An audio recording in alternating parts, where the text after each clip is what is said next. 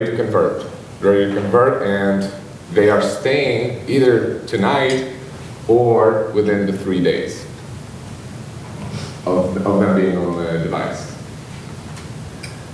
So, how do we get there, right?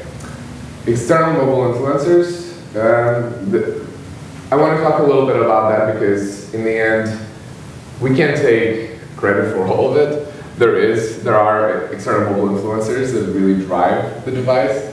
For example, this shows relating subscribers, by region, which is really cool because when you think about it, it used to be that mobile devices were very expensive. Not many countries could afford them. Actually, I'm originally from Eastern Europe, from Moldova. And in our country, so to be honest, there's 3.5 million people, and there's not a lot of money there, but what happened is Moldova transformed within the last few years into this communications technology hub. And actually they had 4G when it rolled out, it was actually beta tested in that country because the sample size was great for it, and they didn't really have to invest a lot into the actual test. So it's really cool to see other developing countries starting to get accessibility to these devices. And to them it actually makes more sense to buy, or sometimes get a phone for free than buy a $2,000 laptop. So it's really opening the markets to people who also travel. It's just, they have other means to convert for this travel.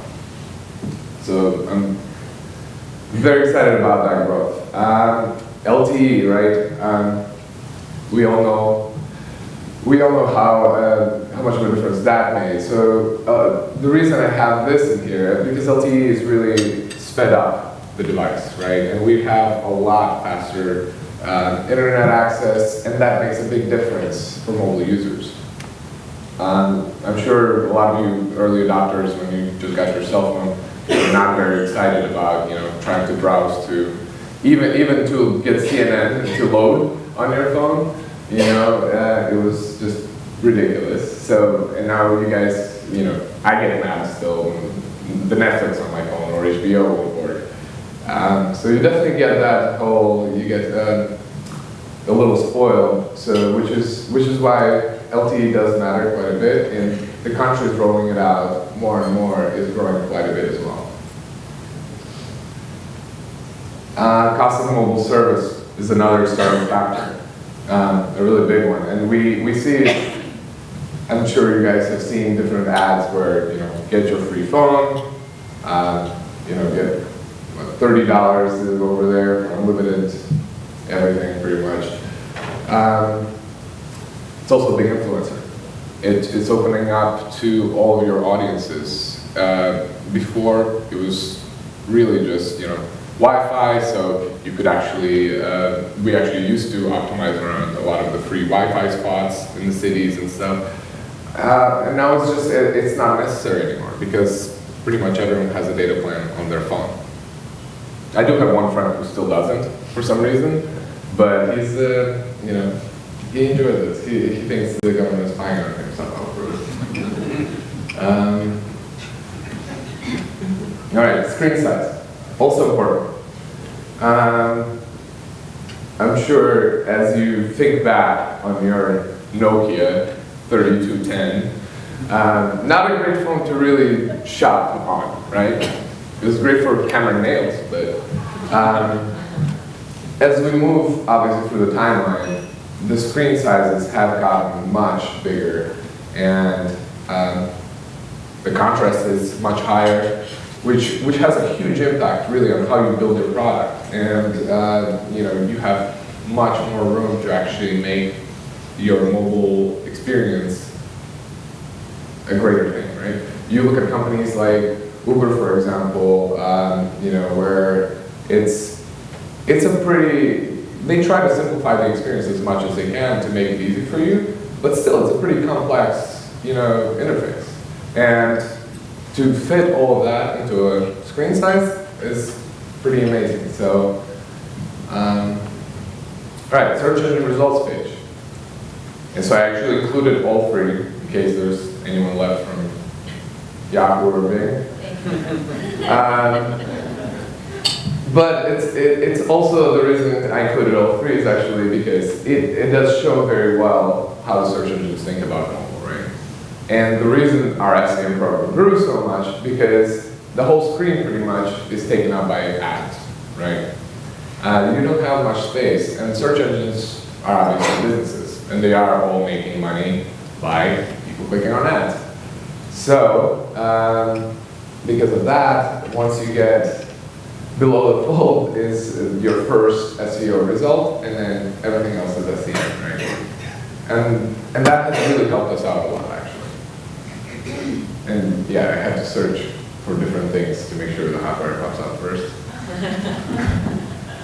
Just in case anyone who's watching from hotwire. Mobile ad revenue, right?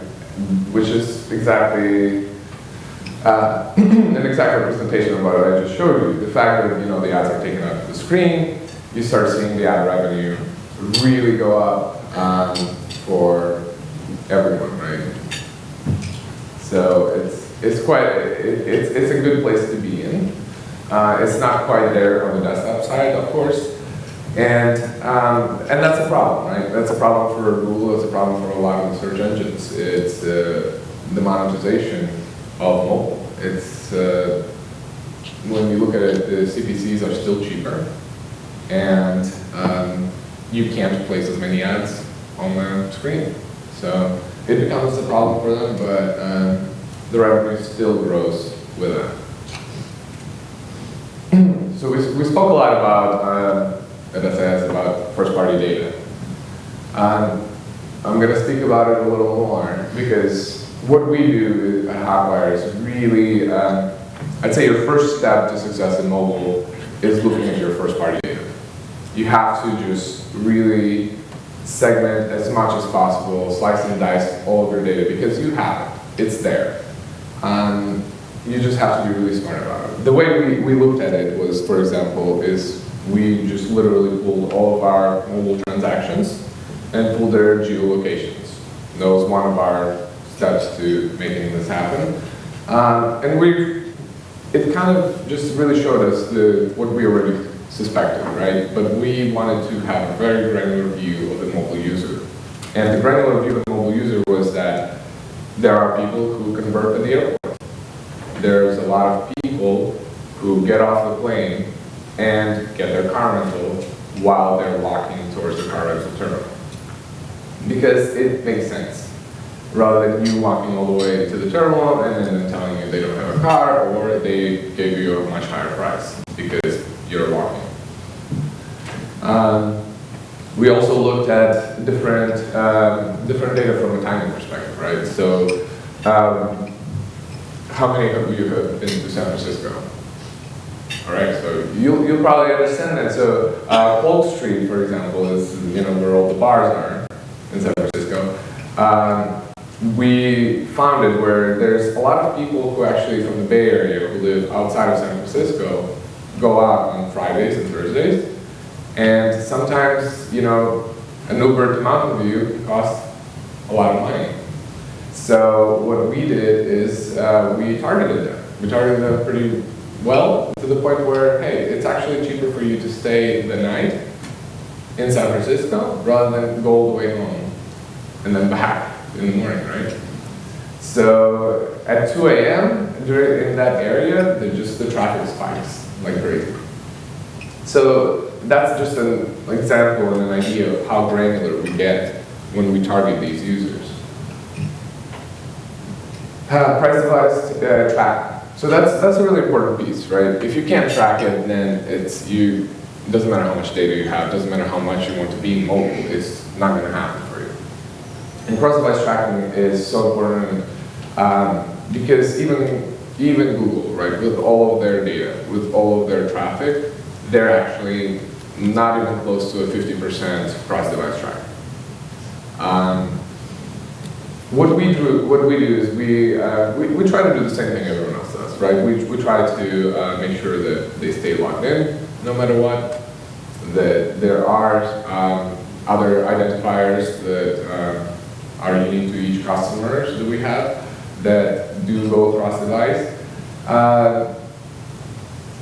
I will be very happy to see this happen at a 100% rate at one day. And this will really solve for a lot of the efficiencies a lot of advertisers are seeing with mobile, right? But right now, I would say the best thing you can do is definitely use, third-party logins, your own login, make sure that you never log your users out, and really create custom unique IDs for each one of your customers that you can track.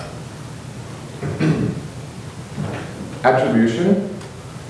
And that's a really important piece for us as well. So we actually run almost all of these attribution models. I obviously did not put the exact ones for disclosure reasons, but at Hotwire we do run about 7 attribution models at the same time. We have one that's set for finance, and that is the main one for us. But from a marketing perspective, we do actually look at all these 7 attribution models just to understand how the environment is shifting. How is the user really changing their behavior? And we're able to explain what is happening in the marketplace. The one thing about attribution is that's really important to understand. I have seen companies actually switch their attribution models to make specific channels perform better. I have seen channels who do, hey, mobile's the next big thing, I'm going to really build out an attribution model that makes me good in mobile. That's not really the right way to do this. You want the marketplace and the user to really dictate your attribution, not your finance team, not anyone else. So we constantly look across channels. We constantly look, on average in the travel industry, it's about 8 to 9 touch points before the user converts. So it gets very complicated, and it really depends on their DTA, days to arrival. So if they're starting to look a month in advance, then those touch points grow much more, right? We're talking about 30 touch points before they even convert. So what we try to do is we look at our attribution models and we switch them around to find the cross-channel touch points that are necessary. So we optimize the company's efficiency. And we cut, sometimes it's retargeting that gets cut quite a bit because, it's unnecessary touch points. We're just bombarding users for no reason. I'm sure you've had that, right? After you visited a travel site, you keep getting these display ads, right? They're, come on, buy now. Hotels have low price now. Yeah, so attribution is very important, but like I said, make sure that you do your homework and really look at your data warehouse and pick the one that really fits your user, not your aspirations. Product. This is where Hotwire has actually invested a lot of money into, and the head of our app development is a very good friend of mine. I would have been the godfather of his child, but his wife overheard it during a happy hour, and she was like, no, it's not happening. But so mobile web, right? Hotwire has put a lot of money into the mobile web.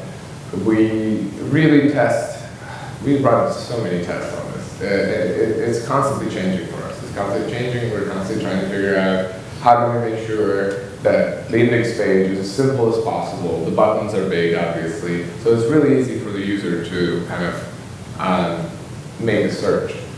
And then displaying a product that's really differentiated. So I don't know how many actually have used Hotwire here, but it is a great product, and you should. It's really inventory that people, hotels, cars, airlines, they can't sell, or they were not able to sell within a certain time. We get it for a much cheaper price, and we don't tell the user who is the hotel or any of the suppliers until they actually purchase it. But we do try to tell the user as much as we can, which is what you can see in the product. The app is a big one for us. That's the one where we really have put a lot of effort into, because this is our organic review channel, right? And this is a channel that gives us actually a lot of data for our data warehouse, because we can track the user almost 100% across device, because we keep them logged in all the time in our app. Obviously there's a great interface, it loads much faster, they come back organically through here, we save money, so it's really, we regard app as another marketing channel rather than just a platform that people are coming through. And the way we do it is, like I said, is through looking at incrementality and really looking at organic repeats through it.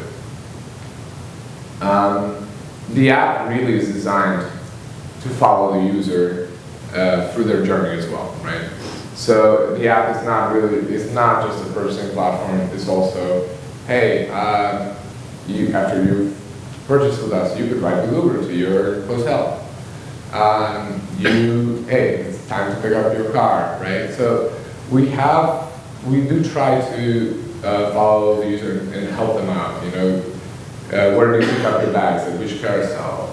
We are working right now on the gas prices, you know, on your Apple Watch, which is pretty cool. When you think about it, you're driving and, you know, you finally get an alert, hey, gas prices around here are about this much, you know. Or don't forget to fill up before you return your car. So the app has become a much more sophisticated platform where you have to actually show the user why you want them there, right? If there's no value for the user, if it's just literally purchasing, it's not going to happen. You have to show them that you care throughout the whole journey that they have after they stay at the hotel, you know, while they stay at the hotel. Targeting. And this is really where kind of it becomes a little interesting for us. So obviously we look at all the bid modifiers, right? Like everyone else, I'm sure you guys have a lot of these.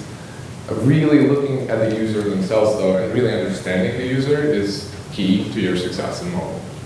Intent is a big one, right? So last minute hotels, for example, big keyword, right? It shows intent that the person is ready to actually convert. So it makes no sense for someone who wants to be mobile not to be on that keyword.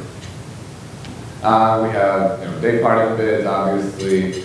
Assisted conversion bidding. I have seen a lot of people actually overlook that piece, and that's an important piece. I've seen people who really look so granularly at their KPIs that they forget to actually look at the whole picture. And I'm coming back to the same piece where I was talking about cross-channel. It's the same thing that works here. You have to look across keywords. You have to look at the overall performance and understand the pathway of the consumer. How many keywords have they come through, and what each keyword plays, what role each keyword plays in their path. And that's when you start looking, all right, this keyword actually does not bring the conversions, but they do bring assist in a lot of the conversions, and they really are a big part of the journey. RLSA, right? That's a big one. How many do RLSA here? There should be much more hands, honestly. RLSA is for us, it's a really big play, especially if your budgets are not exactly there where your competitors are. RLSA is a huge piece where you can actually come in and play on an individual basis, right? How cool is that? You can actually bid on a specific consumer that's visited your site. For us, it's a big deal because obviously we have a very different product. So if they have been exposed to one of our hot rate products, it's a big deal for us to be able to actually get them back to the site. And really depending on, hey, where did they leave? You know, you can obviously do the billing page, but you can get a lot more granular. We get to granular to a point where we have lists for people who travel with kids, you know, and that's it's as long as you don't obviously get way too creepy and you start having lists of like 200, 3 people where it's like, oh, do you live on this street? We would love for you to stay over here. DTA, days to arrival, is a big one. That one is part of actually Google Hotel Ads as a lever for us. And obviously, geo-bid modifiers, when we look at all the different areas, we actually do slice and dice the city, and a lot of people would say actually probably that's a lot too much, right? But we do look at statistical significance, and we do make sure that there is actual volume in those areas that is enough for us to actually split it out as an area. And we have convention centers, we have college campuses that we watch for graduations, we have calendar events that we look at. So it gets as complex as that, but once you layer everything on top of each other, it makes so much sense, right? LTV, right?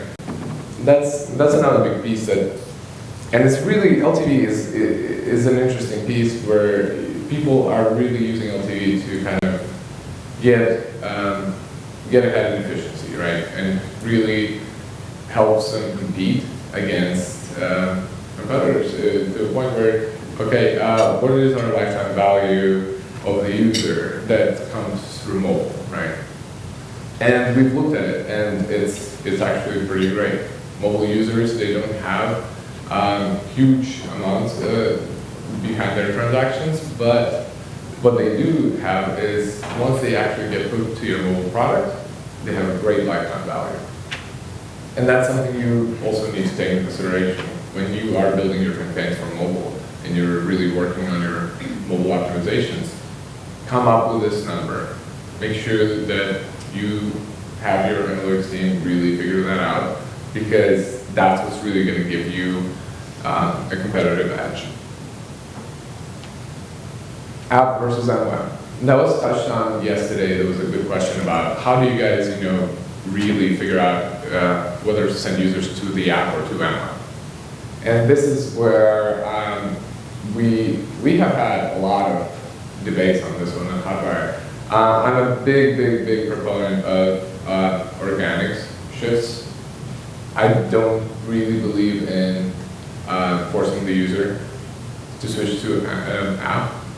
Although a lot of companies are trying to do that right now. And a lot of companies are saying, we're seeing the same thing that we saw, Facebook likes, where it's like, come on, let's do this, let's get this is cool, this is a new thing, let's get mobile, let's get app installs as many as possible. So we started actually kind of doing it to a point where it's in a much smarter way. So we do use RLS take quite a bit for the app. And this is because we see if the user actually has the app, or they've been to the app, we're going to send them back there. That's their preferred platform. And I'm absolutely fine with that. Is it an SEM brand query? If that's the case, again, we try to give them the option of both, actually, whether it's app or MWeb. And at that point, we would prefer that they stop typing in Hotwire into search engines and they actually go to the app directly. Now, the problem is when you start serving the app too much, you will actually start getting, obviously, a huge drop-off between the click to the ad. Because then they're sent to the App Store, and you just, not everyone wants to actually install the app and do a search. It's much easier just to go to it. And that's it for my presentation. Alex, thank you very much. We have time for questions. Any questions? No?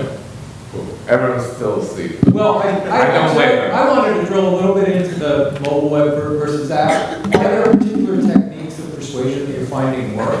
Or, as you said, you suggested that it's sort of an organic transition, but what are you finding about what really moves people from doing sort of a relentless set of Hotwire mobile web searches and actually moves them or convinces them to adopt the app? Yeah, it's a great question. So, obviously we've tried, like everyone else, to incentivize. It's try to get actual coupons and such, right? That was our first way of trying to get people to shift to the app. And And you see a lot of that, right? It's like, oh, if you actually book through the app, the price is lower, or you get more points, or whatever. And what we've realized is that that actually is not incremental at all. That we're just paying for users to switch platforms, which makes no sense, and we're actually losing money on it. So what this is why we started investing a lot more into the actual app, the product itself, and following the user throughout the journey, and really giving them value of having that app on their phone, because it's a commodity. To be installed on someone's cell phone is a commodity. It's not something that you should take lightly, and you really design your product around their journey to make sure that they actually see the value of having you on there. So what we do is we try to, again, as soon as they start transacting with us a couple of times, that's when it's a natural kind of organic shift to the app. And we do have product placements for the app across our path in mobile web and in desktop. So it's really reminding them, hey, there is an app out there, but we're not going to make you shift over there. Are you seeing, and follow up on that question, are you seeing much activity at sort of the operating system search level, at Spotlight search and Google's top line search in Android? And are you deep indexing the apps so that they pick up those queries? Yes. So right now we're out indexing a few of the pages. We're about to roll out about 1.5 million pages that we're going to app index, because it's a great new thing, right? It obviously helps in SEO quite a bit, and we're working hard on really figuring out. I don't know if you've heard, for example, Booking.com rolled out. When you just had your update not long ago, it was Booking.com that really kind of broke iOS, because they rolled out millions and millions of pages and indexed them to a point where it just couldn't work. So they had to roll out a full-on update, and that's the system is ready for it now. So we're actually going to roll out our own pages to index within there. Yes, it's a great product. Everyone should do it. But are you getting any evidence yet that people are actually starting? Because that's a habit, right? People are really learning that that's possible and having the apps that support it. Are you seeing any evidence, or do you have any visibility into seeing whether that habit is evolving on mobile users? It's really being yes. developed? We're definitely seeing people starting to use it, but like I said, the biggest impact is actually from an SEO ranking perspective. It does help you to rank organically, because it is a new product, and it's one of those things where, if you remember when people actually started building mobile-specific pages, right, back in the days, and it would help you rank higher in mobile, it's kind of a similar situation that's happening over here with App Index. Alex, thanks very much. Lori's got a question. All right. You said you use 7 attribution models. How do you determine which one to use? That's a good question. So like I said, there is one that we use for finance. Obviously, they would never allow us just to jump around and do whatever we want. But on our end, we use about 7 for the reason that and how do we choose the one? We look at them based on the consumer behavior and the touch points that the consumer goes through before they transact, right? So if we start seeing all of a sudden that, hey, there are, within the 8 touch points, there's 6 from SEM unbranded, we are going to start looking at a model that does not allow SEM unbranded to get all the attribution, right? We're going to start looking at, all right, how do we make this consumer journey cheaper? So you start building out a custom model that actually favors cheaper channels. Like SEO. So we do a lot of, it's really the attribution model, like I said, it really follows the consumer rather than what we would like to see. As an SEM channel owner, I would love to see, SEM getting all the attribution all the time. But it's not good for the company when you think from an efficiency perspective. So you're trying to make it as cheap as possible without getting an impact on your transactions. Is that a typical amount? 7 or? I don't think so, no. What, is it high or low? It's very high, right? Most companies have just one. And I don't know, how many people have just one attribution model? And it's not a bad thing, that's normal. I'd say that's pretty normal. Anyone? Show of hands? How many? One? Cool. We have another? I have a question. Yeah. I don't know if you touched on this, but do you guys promote your mobile apps on your website with like interstitials, and you have a winning strategy there for like, you know, testing a bunch of different designs? I wonder. Yes, we do. It's also a pretty big battle, you know, with product teams. So for example, interstitial, you know, when someone comes to your mobile web and you know, having the splash screen right away, I'm sure you've seen it. The full page? So we moved away from that because there's a reason behind it, right? Google actually penalizes for it now. So we killed that. Around it. I'm sorry? So there's ways around that if you want to talk about it. And I know, but we looked at it more from a user perspective as well, right? And it sucks as a user when you're going to the mobile web and you have a huge screen that just says like, download our app, and then there's no thanks in small letters, right? It's one of those techniques to really just force the user to a different platform that makes no sense. So what we have done is we started testing a lot more of having these placements throughout the consumer's journey. And you know, post-booking is actually a pretty big one because they have already booked with you and they're pretty happy with the results. And the likelihood of them actually downloading an app is much higher because they actually are your consumer now.